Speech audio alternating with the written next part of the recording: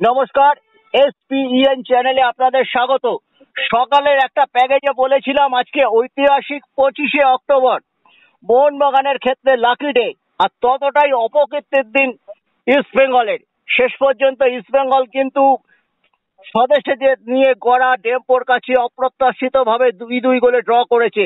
আর মোহনবাগান প্রত্যাশিতভাবে যে খেলেছে সে কথা নিশ্চয়ই বলছি না, কিন্তু 2-0 গোলে জয় আজকে দিনের পক্ষে যতটা স্বস্তিজনক। লাকি টুর্নামেন্ট এই ফেডারেশন কাপ বা সুপার কাপ মোহনবাগানের কাছে তারা কিন্তু শুরু করলো। আমার সঙ্গে ফোনে রয়েছেন মানস ভট্টাচার্য, মোহনবাগান এক্সিকিউটিভ কমিটির সদস্য, ডায়মন্ড হারবারের সচিব এবং ধারাভাষ্যকার হিসেবে সূত্রে প্রত্যেকটি ম্যাচ যিনি খুঁটিয়ে দেখেন। মানস দা, আজকের ম্যাচ নিয়ে কি বলবে?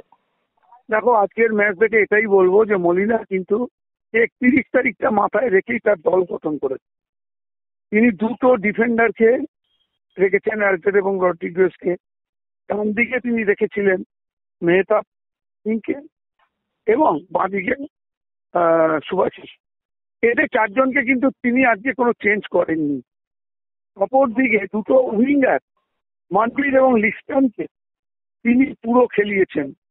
আপুইয়া এবং অনিরুদ্ধ থাপাকে দিয়ে শুরু করলেও অনিরুদ্ধ তুলে নিয়ে তিনি পরে ওই জায়গাটাতে আমাদের সেই 22 নম্বর জার্সিধারী ফুটবলার তাকে কিন্তু তিনি নামিয়েছিলেন।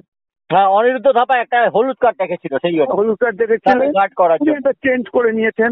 ওই জায়গাটাতে তিনি দীপক চাঁদিকে তিনি মাঠে এনেছিলেন। আর ম্যাকলারেনকে তিনি সিঙ্গেল বিদেশি একজন স্ট্রাইকারকে তিনি রেখেছিলেন।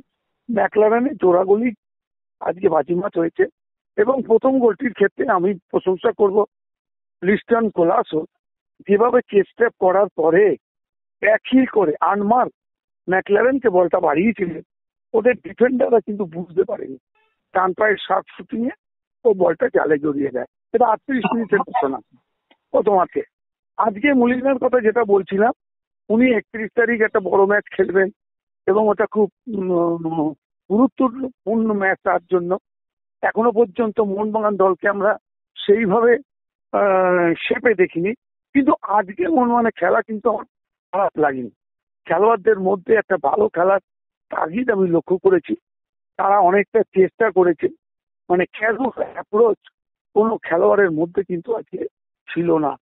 অপোনেন্ট টিম মাঝে মাঝে অ্যাটাক করেছে। আজকে বিশালকাই দুটো ক্ষেত্রে দারুণভাবে দলের পতন রোধ করেছে। মোহনবাগান ওভারঅল যদি পুরো ম্যাচটাকে তুমি যদি দেখো, টুর্নামেন্টের প্রথম ম্যাচ অত্যন্ত গুরুত্বপূর্ণ। জোড়া গোলে মোহনবাগানের জয় আজকে খেলোয়াড়দের অনেকটা স্বস্তি দেবে এবং কোচকেও অনেক আশ্বস্ত করবে। উনি যাই টিম করেছে এবং আজকে উনি যে রবসান এবং দিমিত্রিকে তিনি ব্যবহার করলেন না, এটা আমার মনে হয় পরের ম্যাচে হয়তো উনি দেখে নিতে পারেন। আসলে উনি এই কম্বিনেশন গুলোকে একটু ঝালিয়ে নিচ্ছেন। তবে মানবীর এবং লিস্টন এই দুজনকে তিনি ওই জায়গা থেকে সরাতে চাইছেন না। উইং প্লেটা এই মাঠে ওরা খুব ভালো করে। তুমি দেখেছো সেকেন্ড গোলটার ক্ষেত্রেও উইং থেকে একটা দৌড় সেন্টার এবং সেখান থেকে ম্যাকলারেনের গোল। এবং কামিংসও একটা দারুণ সুযোগ পেয়ে গেছিল, উইং থেকে এসে বলটা বাড়ানো হয়েছিল, সুভাশিস বারবারই উপরে উঠে আসছিল। সুভাশিস এবং মানবী অনেকবারই কিন্তু বাদিকের চ্যানেলটা খুব ভালোই ব্যবহার করেছে। আজকে মোহনবাগান আরো গোল দিতে পারত। মানুষের কাছেই তো দুটো সহজ গোলের সুযোগ চলে এসেছে, যেখান থেকে ওর কাছ থেকে গোল আশা করেছে। মলিনা কিছুটা আশ্বস্ত হতে পারে এবং খেলোয়াড়রাও তারা কিন্তু এই সুপার কাপের শুরুটা খুব ভালোই করলো আমি বলবো। কিন্তু রথমানের ম্যাচ টাইম পাওয়াটা উচিত, ম্যাচ ফিট হওয়ার জন্য। দিমিত্রির ক্ষেত্রেও সেটা প্রযোজ্য। এদের আজকে একেবারে তিনি তুলোর বাক্সে তুলে রাখলেন, এটা নিয়ে কিন্তু একটু বিস্ময়। না, বিস্ময় নয়। শোনো, আমি তোমাকে আবার বলছি, পরের ম্যাচে হয়তো তাদের রাখতে পারে কামিংস এবং ম্যাকলারেন তো একটা ভালো গোল গেটার না। রথমানের কোনো অভিজ্ঞতাই নেই। অভিজ্ঞতা নেই, যাই হোক ওকে আরো বেশি ম্যাচ টাইম দেওয়া উচিত ছিল। প্রথম না, সেটা উচিত ছিল। কোচের কিছু পরিকল্পনা থাকে, হয়তো নেক্সট ম্যাচে দেখবে রবসন কি প্রথম থেকে হয়তো দেখে নেবে। একটা প্ল্যান তো থাকে একটা কোচের, সেই প্ল্যান অনুযায়ী উনি এগোচ্ছেন আমি মনে করি। উনি চেন্নাই কিন্তু আমাদের এই প্রীতম কোটাল থামতে এরা কিন্তু যথেষ্টই লড়াই করলো মানসদা। তিনি তারা লড়াই তো করেছে, ওটা তো ভালো দল, চেন্নাই নিশ্চয়ই খুব খারাপ দল তো নয়, তারাও তো অনেক মুভমেন্ট করেছে। মৌসুমের প্রথম ম্যাচ তারাও খেলছে বেশ কিছুদিন ধরে, একটা অনিশ্চয়তার মধ্যে কিন্তু আইএসএল এর দলগুলো রয়েছে। কবে আইএসএল শুরু হবে, কিভাবে হবে, কখন হবে, এগুলো নিয়ে একটা জল্পনা রয়েছে। এই চেন্নাই এফসি কে তুমি দেখবে ইস্টবেঙ্গলের বিরুদ্ধে আরো ভালো খেলতে।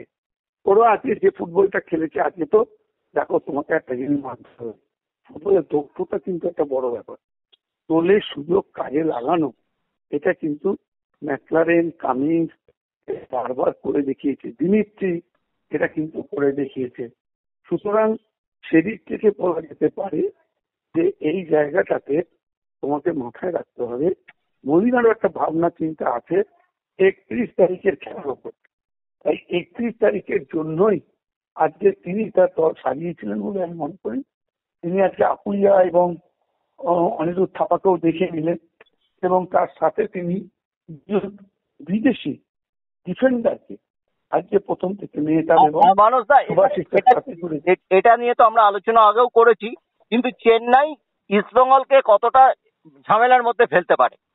না না, ওরা কিন্তু ঝামেলার মধ্যে ফেলতে পারে। ওদের খেলার মধ্যে যতই বলাটা আধুনিক ছিল, একদম যে ফেলা করে মোহনবাগান জিতেছে এটা বলা যাবে না। কিছু কিছু ক্ষেত্রে ওরা খুব ভালো আক্রমণ করেছে, বিশাল কায়িত্ব খুব ভালো বাঁচিয়েছে এবং একটা আলট্রেক খুব সময় মতো এসে বলটাকে ক্লিয়ার করেছে, তা না হলে গোল হয়ে যেতে পারত। এটা খেলার পার্ট, এটা কোনো ব্যাপার না। একটা টিম তারাও তো ভালো দল, আইএসএল খেলা দল, সুতরাং কিছু ওপেনিং তো হবে। তবে আমি মনে করি ইস্ট বেঙ্গলের ম্যাচটা একটু চেন্নাই এফসির সাথে অত্যন্ত ইম্পর্টেন্ট একটা ম্যাচ হবে এবং সেই ম্যাচে ইস্টবেঙ্গলকে আরো ভালো খেলতে হবে। ইস্টবেঙ্গল আজকে অনেক সুযোগ নষ্ট করে তাদের কিন্তু আজকে ম্যাচ হারতে হলো।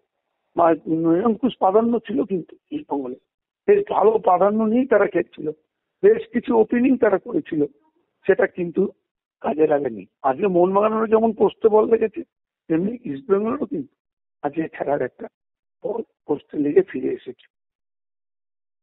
অনেক ধন্যবাদ মানসদা আমাদের সঙ্গে থাকার জন্য। ধন্যবাদ।